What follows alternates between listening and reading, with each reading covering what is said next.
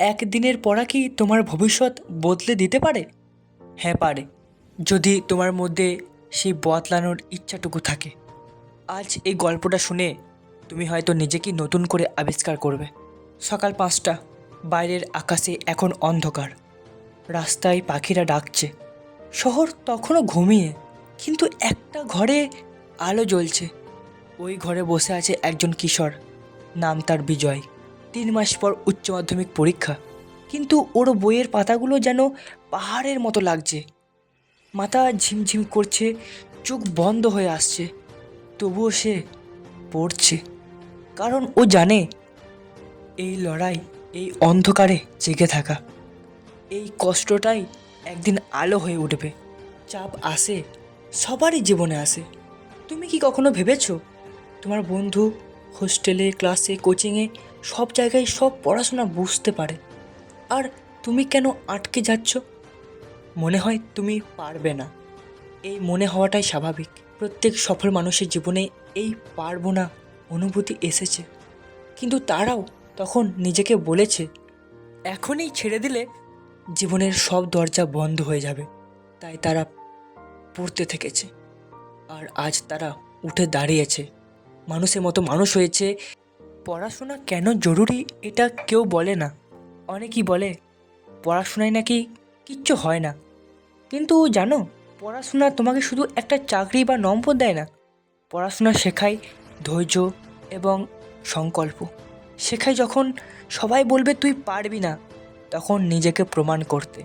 তুমি যখন প্রতিদিন পড়তে বসো, তুমি শুধু পৃষ্ঠা উল্টাও না, তুমি নিজেকে বদলে ফেলো।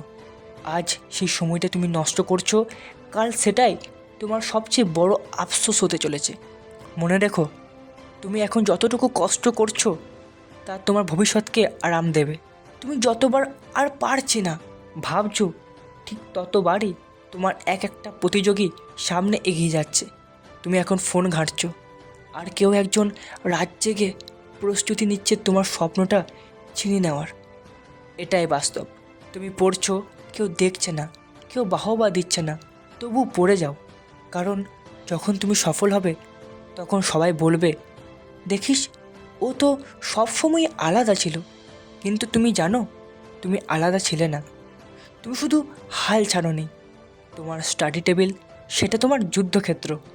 ওখানেই তুমি তৈরি হবে, ওখানে তুমি হেরে যাবে বা জিতে যাবে। বই খোলা মানেই পড়া নয়, মন খুলে পড়তে হবে। 1 ঘন্টা মনোযোগ দিয়ে পড়া 10 ঘন্টা পড়ার চেয়ে বেশি ফল দেয়। তাই ফোনটা বন্ধ করো, আর টার্গেট ধরো, আজ এই টপিক শেষ করব। পড়া শেষ হলে নিজেকে একটা ছোট্ট রিওয়ার্ড দাও। আর যেদিন মন ভালো না লাগে, সেদিনও 15 মিনিট হলেও বই খুলে বসো।